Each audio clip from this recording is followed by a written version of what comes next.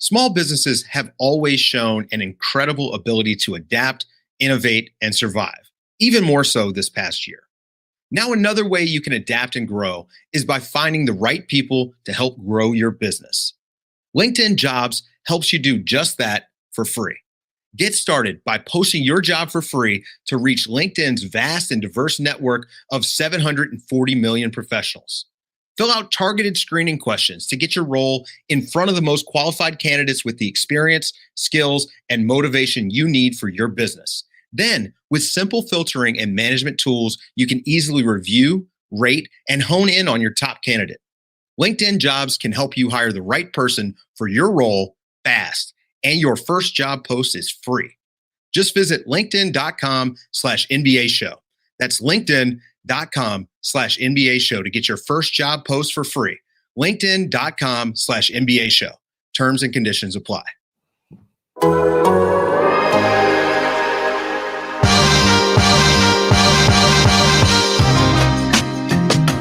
Welcome to Down to Dunk. I'm your host, Andrew Schlecht. We're part of the Athletic Podcast Network. With me today, as always on Mondays, my good friend, Michele Barra. Michele, what's up?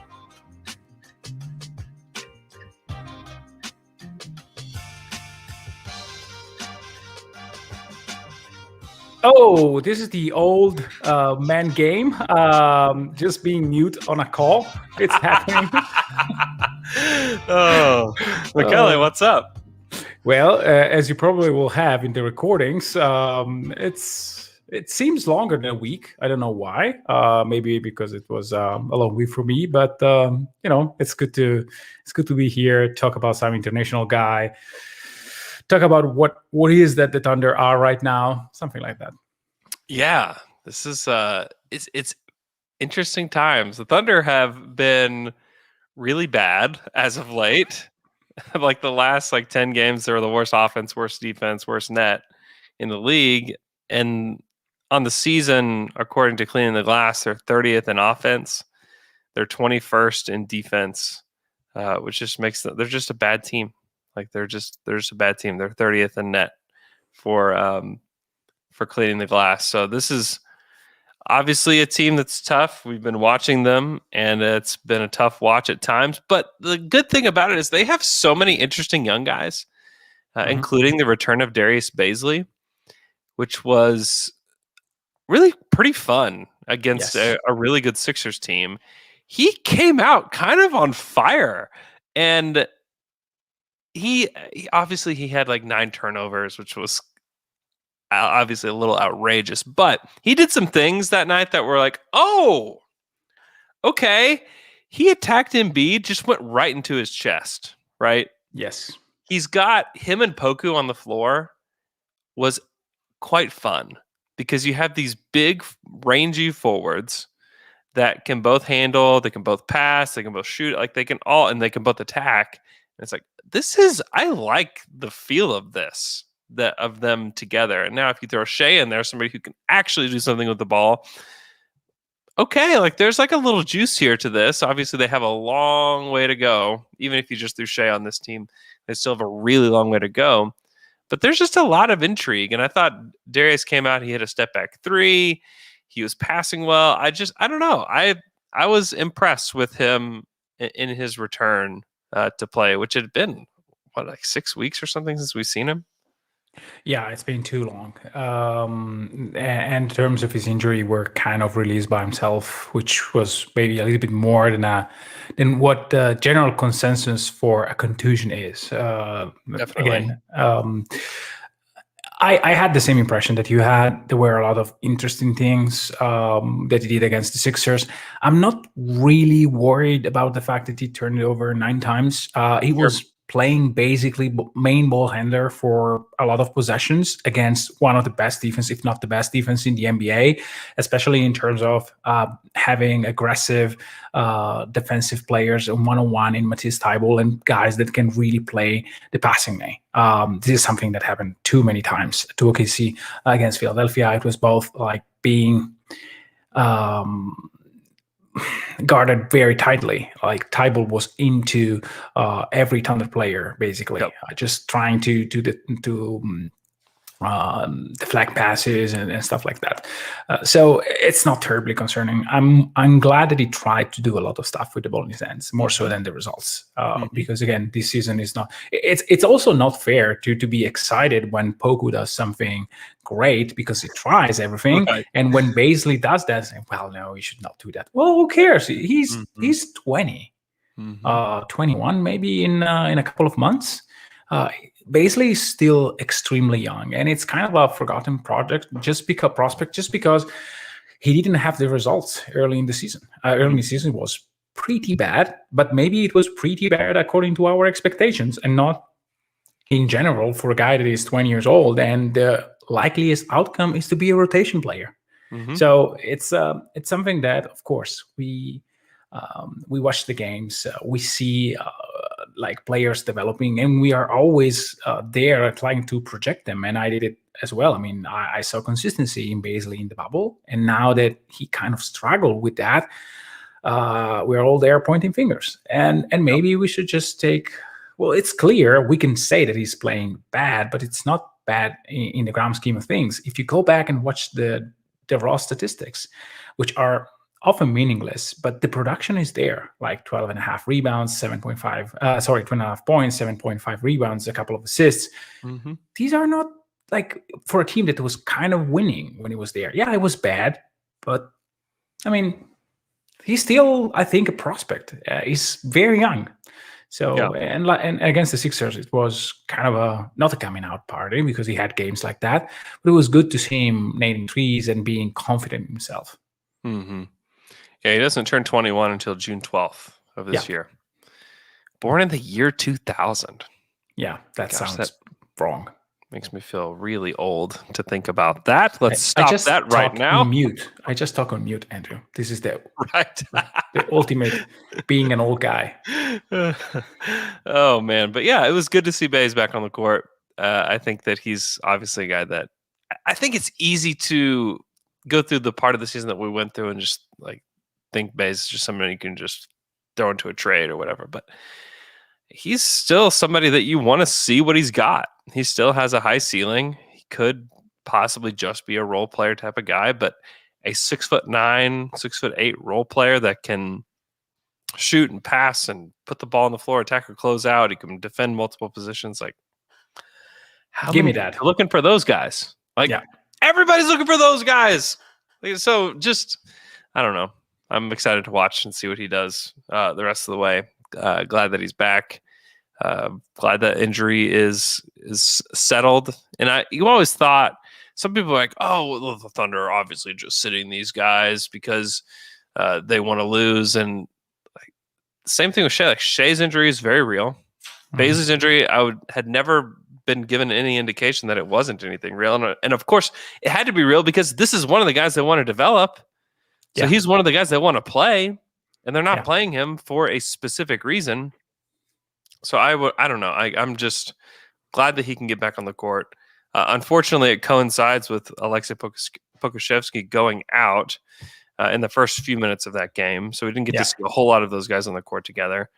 I don't know if he'll play this week or not. It's nice that they get 2 full days off. It will be the last time this month that they will get 2 full days off. That's crazy. So get some rest, Thunder players. We still have no Shai, no Josh Hall, no Mike Muscala, which I think will be probably the rest of the season. And then Isaiah Roby is still under concussion protocol. So we'll see how this shapes up. I assume we'll see Roby this week. I assume we'll see Josh Hall sometime this week as well.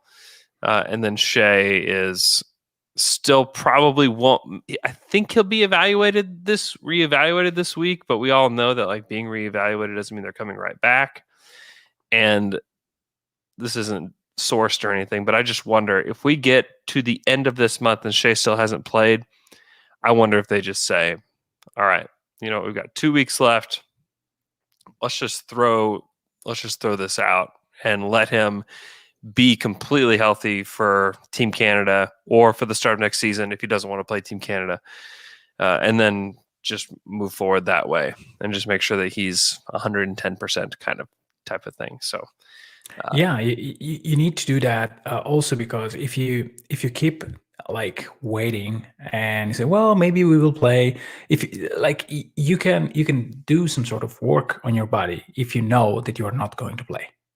So say that that Shai is going to be healthy in a week from now, healthy for like at least sustain some work on his body, but maybe not NBA game ready. Then you can say, well, let's put work now. Let's make this our off season. And you just had a month to basically rest. Now we will do the work that we would have done in June or July. And even if your season starts in August, you will be ready for that, and probably still will rest it in April next year. So this could be a plan, and this is why you try to do these kind of things. And the same is with Horford. He's an older guy with some mileage on his body. I'm sure that this was part of the decision. Like, let's just punt this season for you. It doesn't really make sense to play now. Let's focus on your health and move forward. Which basically it doesn't make any sense to say, well, just sit. No. It was just injured, really injured. And because we saw Pokusevski being horrible in the first part of the season. Way worse than Bazley. So I'm sure that the Thunder would have loved to see Bazley a little bit more instead of Roby, maybe. So it's I don't think that the Shai and Horford are comparable to what happened to Shai. To Baze. Yeah. Don't take all of the low hanging fruit there. I do believe that at the heart of all of this, the team does want to get a high draft pick. Like, there's no question about that. But they're not going to go to crazy lengths to make that happen with regards to injuries or holding guys out that aren't injured or anything like that. Really, the only case of that has been Horford and Muscala. And that's something that they worked on together. Exactly. So I wouldn't.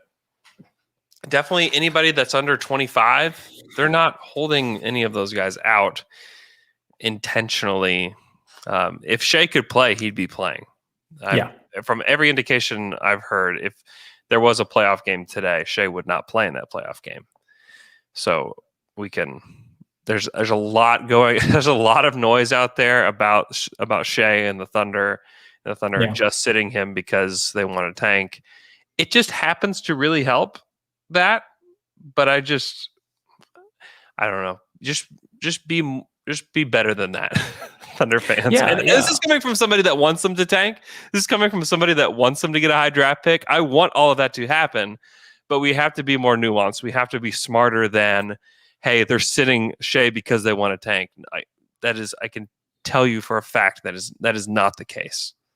Can you say that they are probably taking if there are two therapies, say, and this is completely not, I don't know anything. I don't know anything about therapies, but if you have therapy A, it gives you 95% of success in 40 days, and therapy B would give you 97% in 80 days. I'm sure they take the 80 days roll. Like, sure. So they're not pressed by time, but this is different than keeping Shai out just because they want to lose. I'm sure that they are taking every precaution, and time is not the main variable here. Whereas in other situation, you can say, well, let's understand this together. This is route A, this is route B. Let's choose the one that fits both. I really think that OKC in this time in this moment is basically not considering time as one of the variables that are really meaningful for this season, because it's not. But again, maybe it's just the same therapy, and they have that happens to be that Shai will be ready in a week or two. Yeah, it's very possible. And when he's shooting flat-footed. Like, he's not taking jump shots. Yeah. So that just kind of tells you where he's at. So Ryan Fawcett wants to know if we should be worried about it past the season. I've been given no indication that it's something to worry about long term, but it's one of those injuries that just takes a lot of rest to get back. And there's, again, like Michele said, there's no reason to rush back, and they're not going to rush him back, and they're going to make sure that he's 100% healthy. One, he's a young player. He's got a lot of his career ahead of him. And two, there's not a lot to play for here. But I can tell you that they didn't just pull him from the lineup It honestly, it works out great for the Thunder. It really does. With the rest of this season, but it is unfortunate because you don't want it to be at the hand of an injury for your best player. So it's just a weird balance there that has more nuance than just they are tanking. And and again, this is coming from somebody who wants them to tank, that wants them to get the highest draft pick possible. So just kind of a weird thing there, but hopefully we get to see him again this season. I don't know for sure that we will. Next bit of news: Gabriel Deck has. This isn't a done, like officially done deal, but I know that the terms of Gabriel Deck's deal are 4 years, $14.5 million over 4 years. This year is 3.8 guaranteed. That's the rest of this season. I don't have any indication of when he will come play for the Thunder. I really don't know, mostly because the deal isn't official. Like, we don't have like a press release. We don't have the Thunder saying that they brought him in or anything like that. It's only been reported.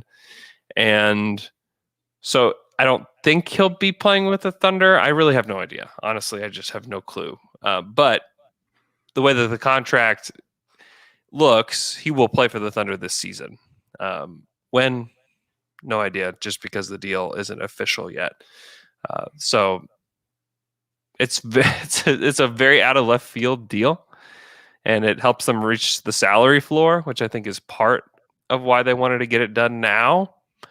Otherwise, they may not rush into getting him, and it may have made more sense for him to stay with his team because they are heading into what is like the Final Four, which is like he's a key piece of that team.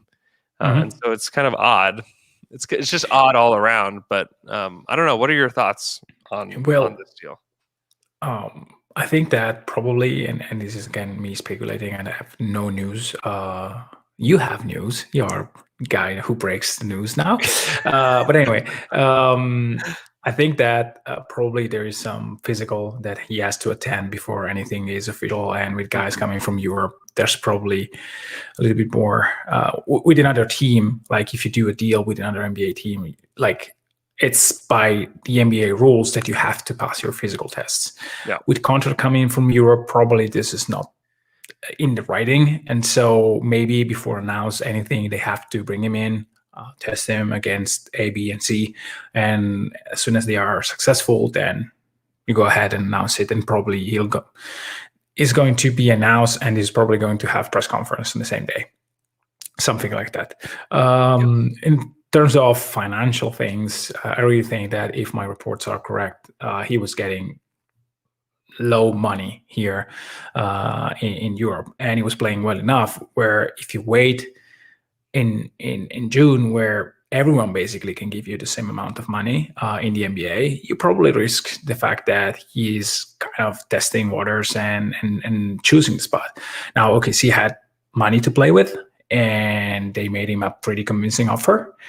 And that was the reason why you do it now, and why you would front load the contract a little bit. More than a little bit. You basically pay the guy a month, $4 million, which is a hell of a salary, I would say.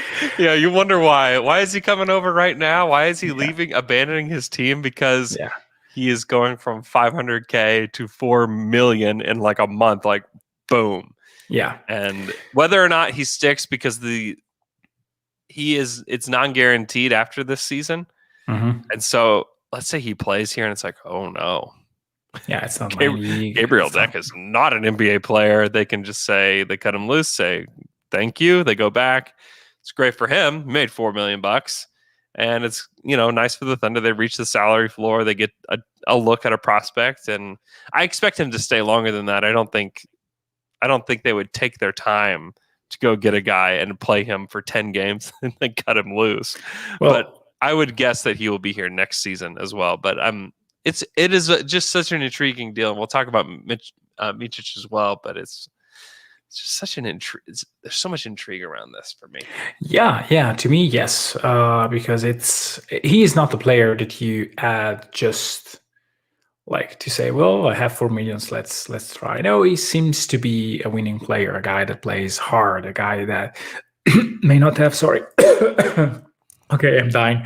Kelly, you're okay. You need to go get some water? Go get some water. No, I'm fine. I was saying, he's not the guy that you take just as Casper Ware for the 76ers a couple of years ago. Well, more than a couple of years ago. He's a guy that plays at one of the highest level, probably the highest level in Europe. So, and was playing like real minutes for a team that has championship aspiration. So it's probably something that you do for the future. And if you pair this news together with Micic, then I start wondering, why is that so? Why now? Like, you can keep the 4 millions and just give it to Dort, Paisley, and Shai. That is something that you can do. You don't have to spend those money. You just redistribute whatever you have from the salary that you have committed to the salary cap, and you basically give them to the players you already have.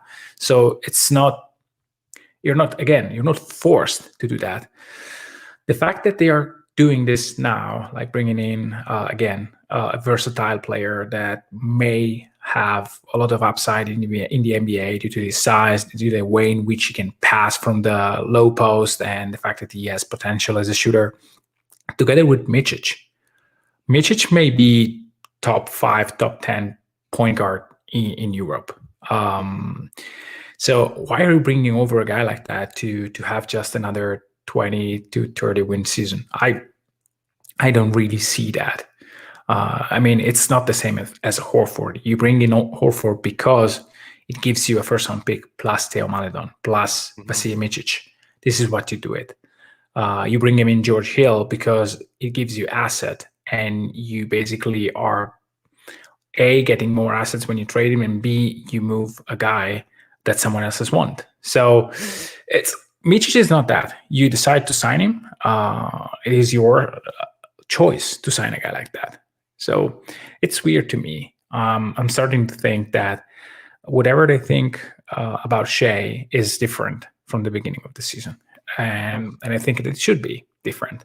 Now, it doesn't mean that OKC, to me at least, that OKC really think that Shai will be their number one. They are still have high hopes for this draft, but they are also mindful about the fact that if you do another season like that, and Shai is not really okay with that because he's wasting the second year in a row of his career, which seems to be on the rise, then his value is very, very low. On the contrary, if you put him in a position to say, well, now this is your team. You have a great running mate in this year first round pick. We can build something for the future. We already have very experienced player all around. Maybe you keep Horford and say, well, go for it and show me. And we will commit to you immediately, 5 years, whatever the salary is. Now, things doesn't work. You have the contract of Micic, which could be a very good contract.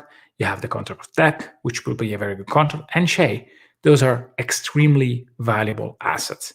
And in 2 years, if the plan is not going where you want, you can still getting way more assets than the one you have right now, a way worse team than the one that you have right now, and restart the clock.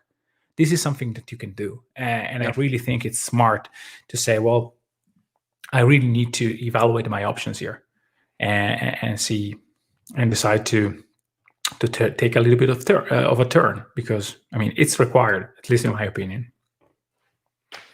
Yeah, it's all very interesting. We're going to talk more about this right after this break. First, we'll go over to the stream, see where everybody's at. Tyler in Dallas, thanks for joining. We have No Limit from Virginia. We have Jake Arnett saying that he's about to dunk. We have Tutatu in Austin. We have Kevin in Garland, Texas. Let's see. We have Anthony in Tulsa, Nathan in Dallas. We have Toki from Poku Land. We have Yoni in Israel. We have Kevin from Neptune. Wow, our first person from Neptune. Miroslav in Germany. We have Abdallah in Egypt. We have Kyle S. in Hawaii. Man, so jealous of you being in Hawaii. Talis in Brazil. We have Hermes in Greece. We have Penny in Tulsa. Thanks for listening. We have Adrian in Tampa, Paulo in Brazil, Jamie in Mexico, Raj in New Jersey. We have Arthur in Cyprus. We have Sean Cargill here in OKC. Lucas Bell from Mars. He says he has a piece of mail to prove it. Multiple planets, multiple everything.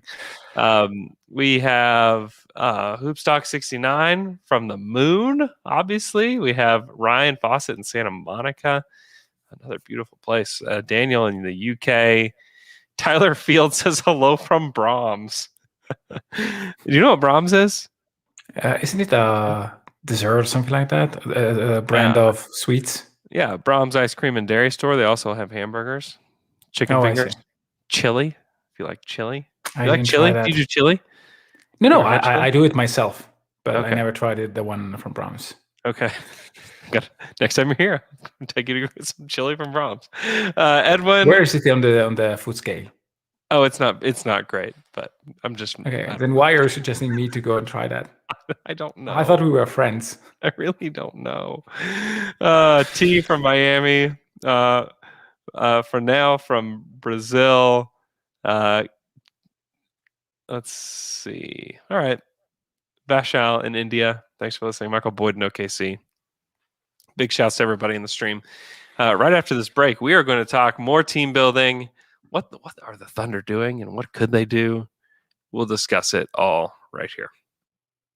Let's talk about Artifact, a new company that helps you create a record of things that you can't afford to forget. Whether you want to tackle something big like chronicling your mom's life story, or you want to do something small and of the moment, like bottling up your 9-year-old's 9-year-oldness before she turns 10, Artifact's professional interviewers guide you or whoever you want them to speak with through that process. And they make it easy by hosting conversations over the phone, then delivering a tight, polished edit that is unmistakably you, but also wouldn't sound out of place on the radio. Next time you have a big milestone, or you need to give a thoughtful gift, or you just want your parents to tell you the story of how they met so you can play it for your future generations, you can save $40 with the promo code DUNK40.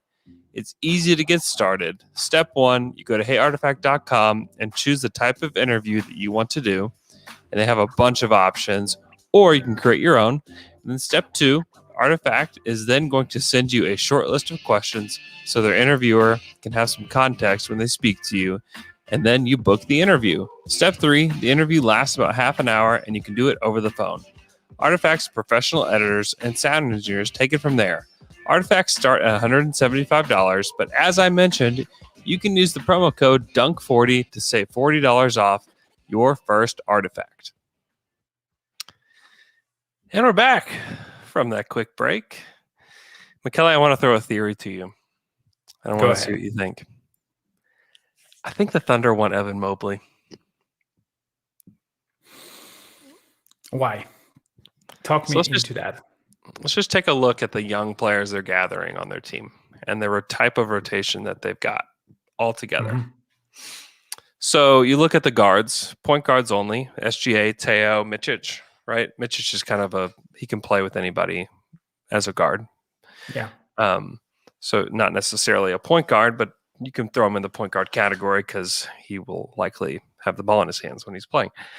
Dort and Ty Jerome, which you can throw Ty Jerome out of the rotation if you want to. I think he's fine, but then you still have 4 guards, right? Still 4 guards deep with all of them that can really play on or off the ball. SGA, Teo, Dort, Micic, on or off the ball. Great. Then you look at small forward. It's not as deep, but you still have minutes that you want to get for Poku and for Gabriel Deck.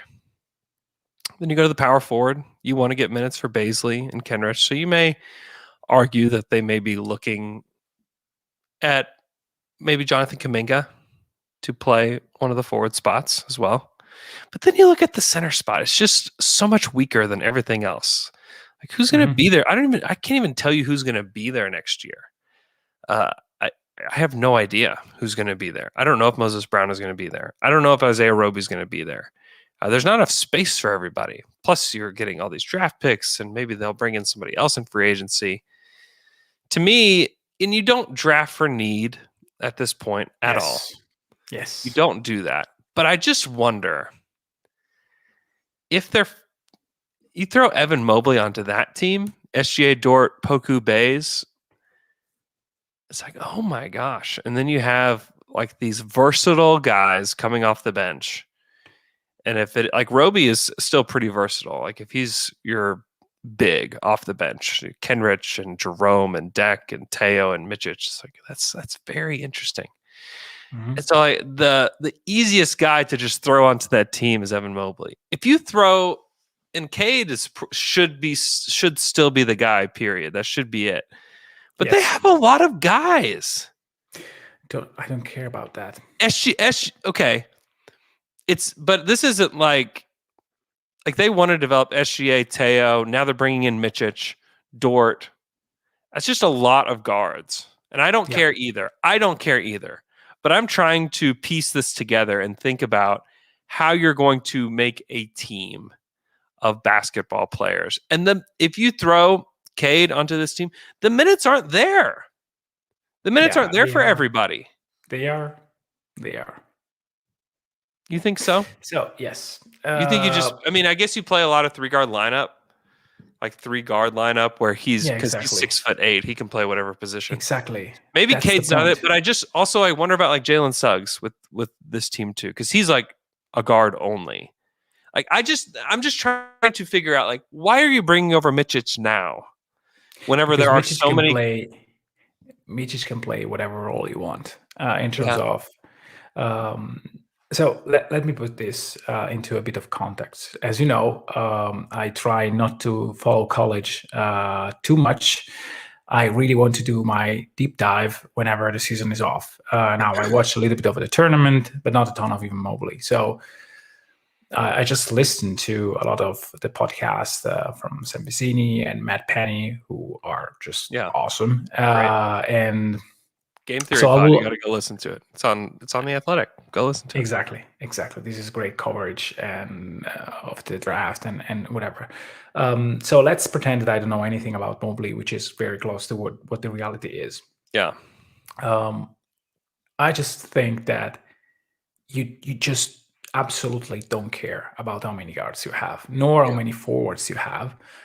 If you think that both Suggs and Cade are better than even Jalen Green are better than Mobley, because you can have like we've seen that in the modern NBA, you can play 3 undersized player and 2 sort of forwards and make it work. Now you probably need to buy a center on the market. It can even be Horford. I mean, I don't have any certainty that he will not be here next season, especially with a plan of winning basketball games. And if I don't think he'll be here. Yeah, but even then, like centers are on the market. You can get whatever you want for extremely cheap. You can probably make a case that you can get Steven Adams back if you really want to. Like, there's no need of drafting a center for the just to say, well, there is not enough space for Cade or for Jalen Suggs. The reality to me is that if you think that both Suggs, and it's not my thinking as of today, I have no opinion. If Suggs and Cade are the ones that you want to play, you just don't play Dort. I agree that you can't make decisions based on this. Yeah. I totally agree with that. But to me, it's just strange timing for a guy like Mitchich to come over when they really do want to invest in all of these guys. Like, I really do believe that. It's just odd timing. Even if you throw Mitchich out, like it would be a squeeze to get everybody minutes, and then you add him to it. It's just you're adding a guy. If they get a top 5 guy, you're adding a guy that needs to play 30 plus minutes a game. Yeah, you know what I mean. And that's where I'm just in my head thinking they would have to play very small, which who cares, right? Like, who really cares? I still think this team is very far away from competing like for a playoff spot. I think they're very far away. I think that people have this idea that they just add a couple pieces and boom, they're a playoff team. I think and people are like, oh, what about their pick next year? Like, I think they're going to get their pick next year. I think they're going to be in the lottery again. McKelly doesn't think so. I don't share. No, I'm not certain of it. I mean, I know that they have a horrible net rating, but they have a horrible net rating by playing a lot of rookies. Like they were playing Pokuševski, who could barely stay on the court 20 minutes at the beginning of the season. They were playing guys like they were playing Isaiah Roby. Isaiah Roby does not play on a winning team. Moses Brown does not play on a winning team.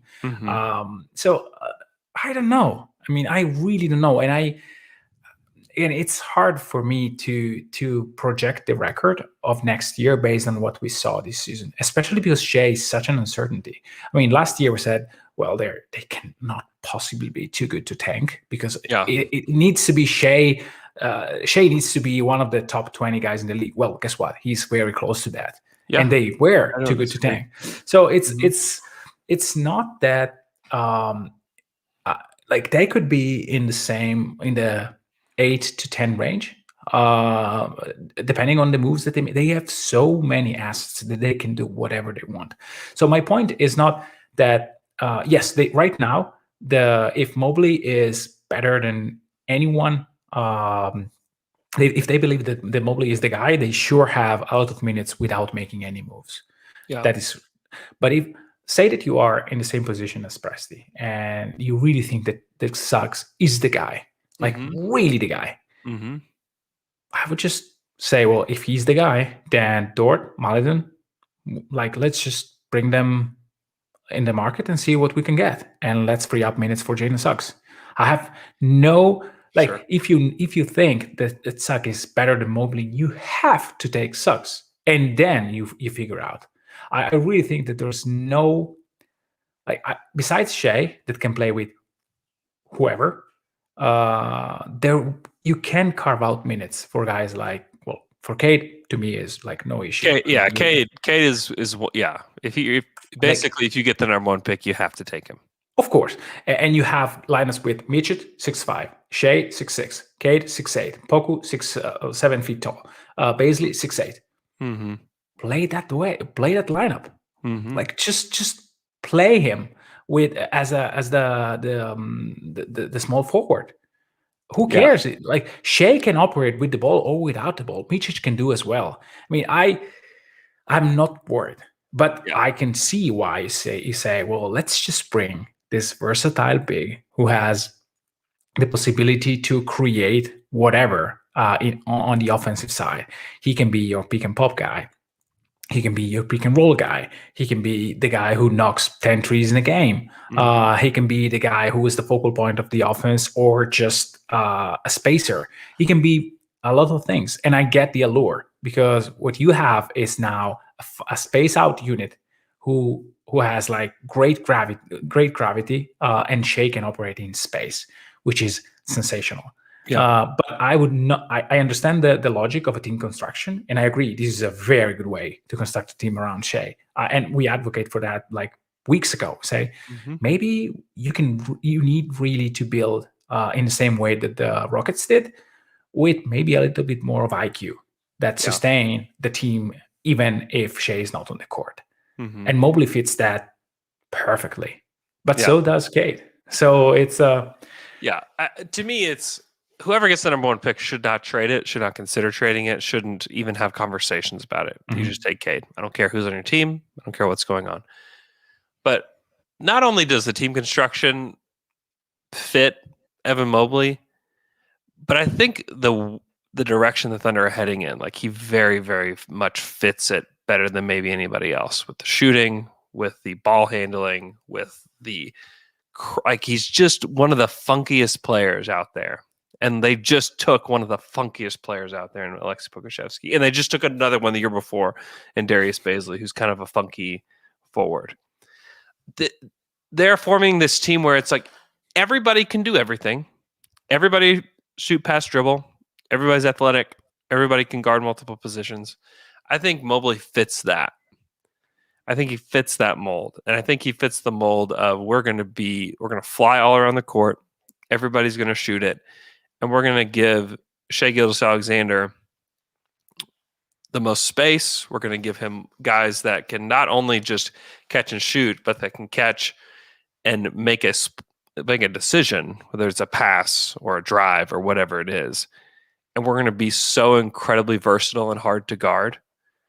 Like, to me, like that, he fits not only the way the roster looks today for next season, he fits just the overall direction this team seems to be going, as does Cade, which is being able to do everything.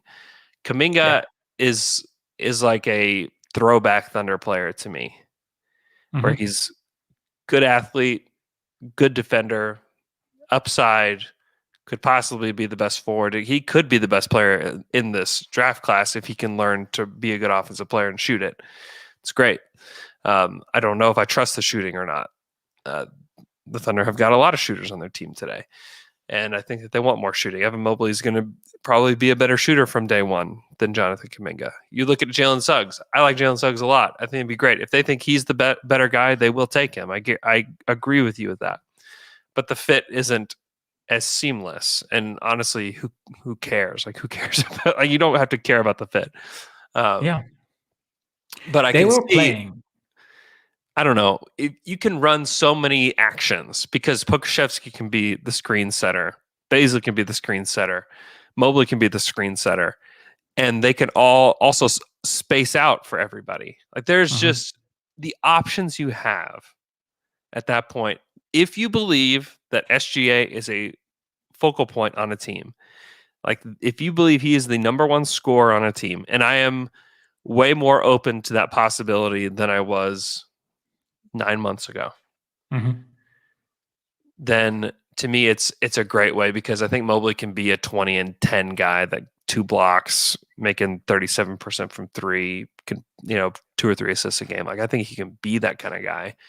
And you pair him, it is similar. Edmund NBA says that Jaren Jackson Jr. would be a great fit for OKC. It's kind of similar to that. Like, Mobley's a little bit similar to that. He's more versatile than Jaren Jackson is. There's an upside there with Mobley that just intrigues me. They'd be putting together one of the weirdest teams ever, and it would be one of the most glorious things to watch. And then you have like the world team basically on the Thunder, and it's just, to me, it's just highly intriguing. Do you want world team? Huh? Do you want the team of everyone that is not American? Then I have the solution for you.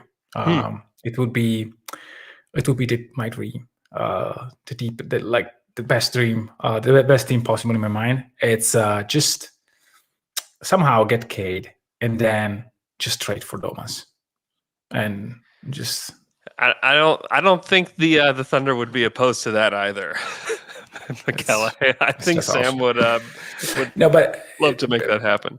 Yeah, but back to the fit thing. I really see Shai as an extremely versatile player, and so I have no concern. I really have no concerns about who is his running mate. Is it Mobley?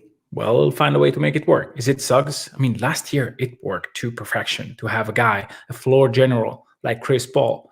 Like Jalen Suggs is a great defender for the position, and I like him a lot. I just also wonder this though: SGA was in his second year, and he'd never been given the keys to anything. I know, but now it's like, hey, Shai, we're going to give you all the money. We're going to ask you to take all the years.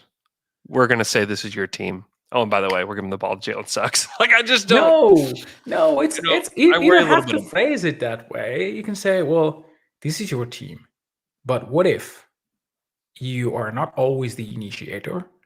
We run as a play for which, after 2-3 passes, you always have an advantage that you can cook as much as you want.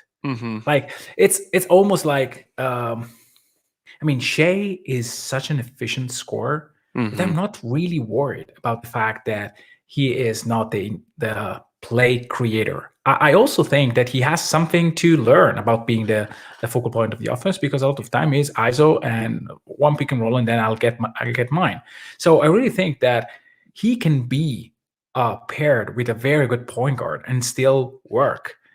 And so I trust Shai's versatility so much that to me is who's the best, who I think will be the best on his team. And that is how you should. And again, it may be Mobley. I see the allure. I also see something in Pokusevski and Baisley, or Justin Pokusevski. You have the possibility in the future that is your small ball five. And you can play Pokusevski maybe in the future as your small ball five. Or with Baisley. Imagine that if you have a lineup, again, with Kate at the 3, and then all the size of Baisley, Pokusevski at 4-5. Yes, sure. Low post will be dramatically terrible to guard anyone. It will be a nightmare to go against Ayton or against AD and or Jokic, which is tough. But guess what? If Poku is a real shooter and Baisley can space the floor, and if you have Cade and Shai, just be my guest and let's try to make them guarding you. So it's again, to me, I would just try to be as free as possible in terms of draft pick, and this is an opportunity, a unique opportunity to just get the best talent, because you have everything to put around him. So it's and again, the point is, I'm not totally against drafting a center, but you have so many options on that role that I would really, again, and maybe to me, he's not just to me. Evan Mobley's not just a center. He's not. He's not James Wiseman. Where no. I I great understand. dive to the basket, catch. He could be a great rebounder. Maybe he could stretch. I don't know. Maybe. And no, it's like definitively Mobley stretches. Definitively Mobley brings the ball up the court for USC. Yeah. Like he's doing things that guys don't do. And we have a larger sample than we do. To me, he's not just a big, and I feel that way too. I feel that way too about taking a big in the top 5. You better be sure exactly that this guy has the chance to be a top 5 big guy in the entire NBA. And if he's not, you best not take him. Yeah. You better not, because you can go find somebody to fill that spot. But if they think Evan Mobley can be one of the best centers in the NBA, go take him, because look at some of the best guys in the league today. Like you look at Joel Embiid, he's not that type of guy.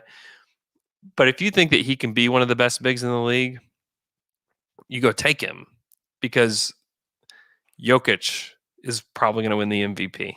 Embiid would have won the MVP if he didn't get hurt.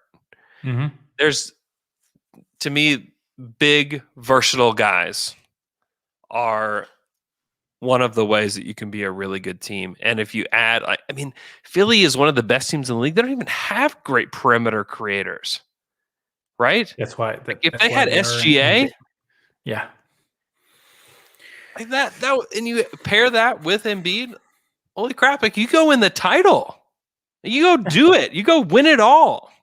Yeah, that's. There's just, to me, it makes a lot of sense if you're putting together a puzzle. Now, we're not putting together a puzzle yet. The Thunder puzzle will not be really assembled until maybe 2 or 3 years from now. So if you're trying to assemble it, like you have too many missing pieces, it's all a big mess. There's nothing there yet to assemble. If you're going to assemble, you'll assemble it later.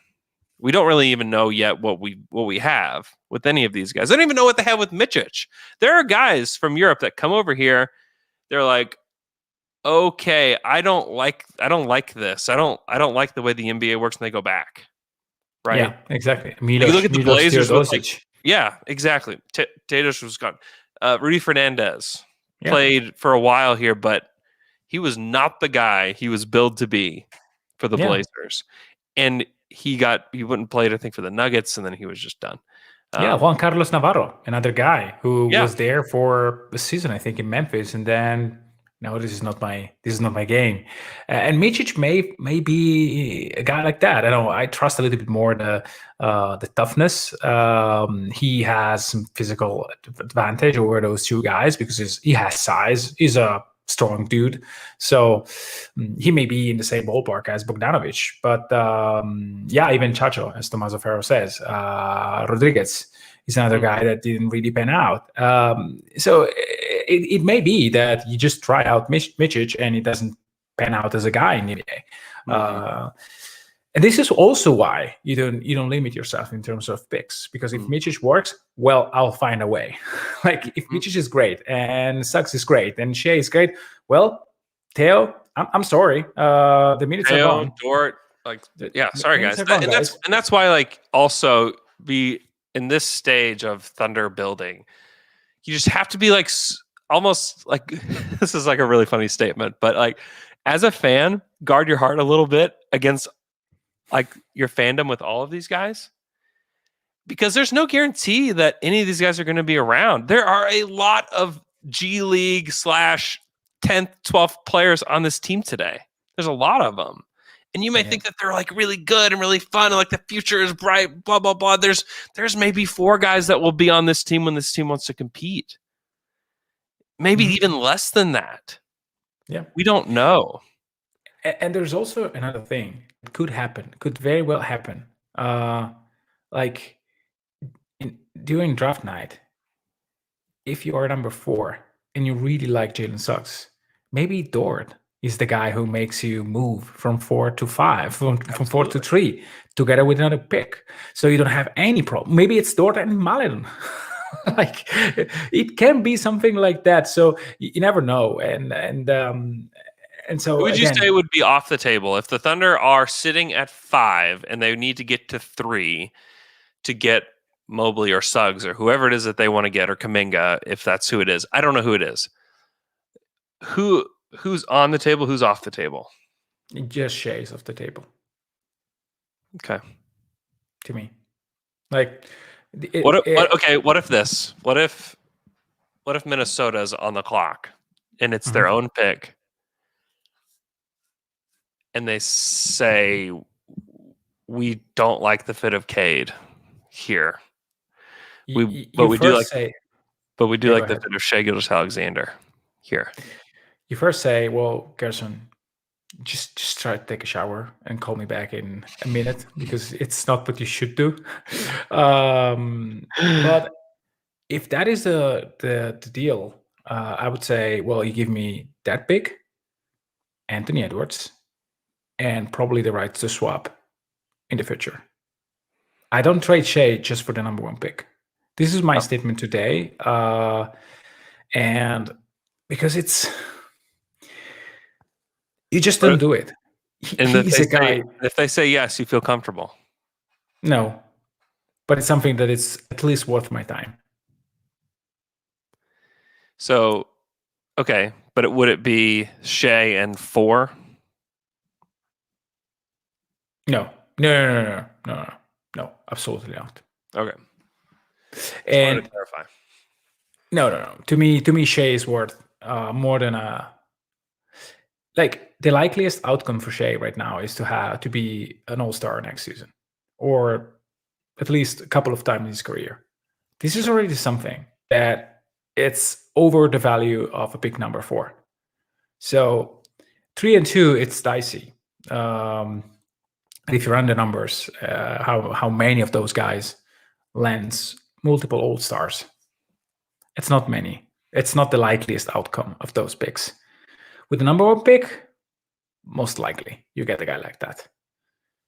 1 and 3 are the most likely places to get a superstar, or at least a multiple all-star. Shai is that good today. So I'm having an hard time to say yes. But for number 1 pick, you have to consider it. You always have to consider it. But to me, like, if you say, well, you're number 4 and you really love Jalen Suggs, or maybe you really love even Mobley, and like maybe Minnesota gets number 2 and say, well, we really need Jalen Suggs. we don't like Evan Mobley. And you are at 4 and say, yes, this is my guy. And number 3 says, well, you give me whoever sits at 3, maybe Houston. Say, well, we don't like Mobley either because we have our guy, Christian Wood, you know him. Then just give me Pokuševski and 2 first-round picks, 1 first-round pick. Mm-hmm. If Mobley is the guy, I know that Poku is really promising. You traitor. You trade him. No, you trade him. It's not you trader. You're a traitor. You're a I cannot believe you do this to Poku. No, I don't disagree. Okay. So let's say this. Let's say the Thunder draw the 9th pick and the 17th pick, and that's what they got. Why? Why do we have to be sad? I don't want to be sad today. Minnesota calls on draft night and says, hey, we'll do Shai for the number 1 pick, straight up. Do you do it? You don't have the chance. You have 9 and 17. There's no other way. Every other team in the top 5 says, no, we're staying pat. We like whoever falls to us. But you do have Minnesota calling and saying, hey, we'll do Shai for Cade. Do you do it? I don't know. I know. That's a tough one, right? Because it's easier when you can say, like, okay, they have the 5th pick, and then you have the chance to get Cade and Mobley, or Cade and Kuminga, or Cade and Jalen Suggs. Great, cool. Maybe that sets us back a year, and then maybe we can go get somebody else in the 22 draft. Like that it makes some sense there, because Shai is more ready to go lead a team than any of the guys that are coming into this next draft class are. So to me, there is some logic there behind that. But man, there's some tough choices. I don't know that for sure that Shai is on the table for any of this. I really don't know. But I'm just there has to be some thoughts about these kind of deals, because if you're going to trade the number 1 pick, you need to get something awesome, and Shai is awesome. If they traded him, it could end up being Harden trade part 2, where Shai goes to Minnesota and unlocks everything that they have there. Now they've got new ownership. Maybe that's all better. Maybe the management gets better. They become a competent team. They go get the right role players, and boom, like suddenly Minnesota is like the 6th seed, and the Thunder are sit back and like, oh crap, we did this again. We did it again. And maybe Cade's not as good as like people think he is. Then you're just like beating your head against the wall. So there's more risk, but there's possibly more reward too. I mean, Cade could end up being a generational player. Like that's possible. Look, if that is the trade, then it means that Golden State will have an unprotected pick for Minnesota next season. Yeah. I don't trust Cade to bring that team to be like a super high level team in a year. I don't trust anybody to do that. Maybe LeBron James. Right, so I know. Right. If I have the team and the deal on the table, I immediately call the Warriors and say, well, what do you give me for a guy like Shai? And it's next year pick plus a gazillion picks. Mm-hmm. And then I go back to Minnesota. This is the value. Like it's not that Cade is a very high level prospect, one of the best prospects, but it's not. I haven't heard anyone saying he's the best prospect since LeBron James. Mm-hmm. A lot of them say this is the best prospect since Luka, which is not the same. Mm-hmm. It's not really. Luka didn't even go. Luka went 5, right? Yeah, exactly. I don't know. This is something that we need somehow to ask Sam. Say that you know who Luka is and he's there. What do? You do it. You trade him. You take him or Cade. I don't think anyone would say Cade today. So I don't know. And that's because we have the certainty of what Luka is. Yeah, but there were guys that were so high on Luka. But anyway, me and you. But anyway, I don't really know. I mean, it's number one pick to me is a very high, well, the highest reward that you can get for a player. Mm-hmm. But there is a scenario in which Shai is better, and I want to test out that scenario. I really want to test it out. And again, if Shai is that guy and Cade is also that guy, in 2 years, if nothing works for you, you trade him and you get a massive haul, which sets you back, give you the chance to, I don't know, try Imani Bates, or, well, if not Imani Bates, the next guy, with a war chest of picks that is unmatched in NBA history. So to me, either it's a super duper offer that you get to try Anthony Edwards, you get to try Cade, and you give another asset on top because you really want Shai. Then probably you say, you know what?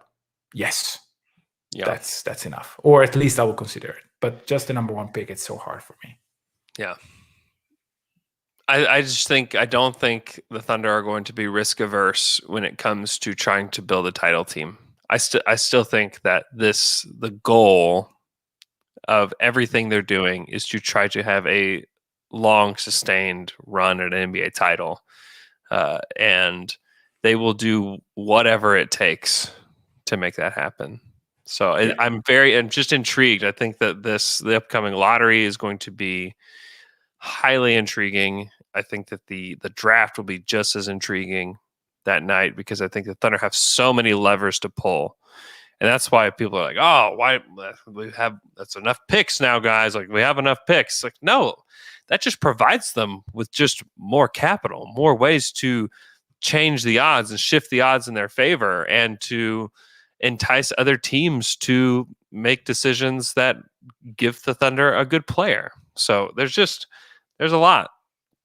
There's a lot there. And I'm intrigued to see. And I'm intrigued to see the type of team that they're going to form for next season, because when you bring in the caliber of players that they're bringing in, plus what they have and what they've developed, you can see there's a way to see them trying to get to the play-in.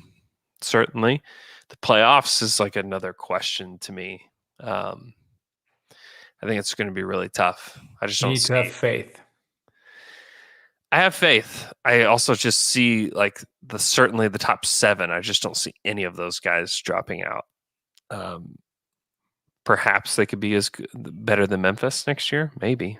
I don't know, but I think Memphis will get better. I think Memphis will be better. Hopefully Jaren Jackson will be healthy. If Jaren Jackson's healthy, that's a really good team. Yeah, that's a really good team. This Thunder team is to me still pretty far away from being a good team. Okay, we'll wrap up there. Thanks so much for listening. If you are following on the stream, we really appreciate it. Lots of people on the stream today. Maybe one of our best numbers for a Monday ever. So we appreciate you guys following along there. If you have not done that yet, go subscribe to our YouTube page, and you can get alerts for when we go live and hop on, and you can we'll let you guys know when we'll do that. We have Josh Smalley here from Ethiopia checking in. Worldwide, DTD Worldwide can confirm that we did have a listener in Antarctica. Just unbelievable. So happy. A1 Angel 1000 from Denton, Texas, signing off. Thanks so much. Alex Spears on the stream. He said, Andrew, acknowledge me. What's up?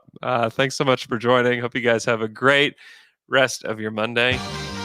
And we will talk to you guys again on Wednesday.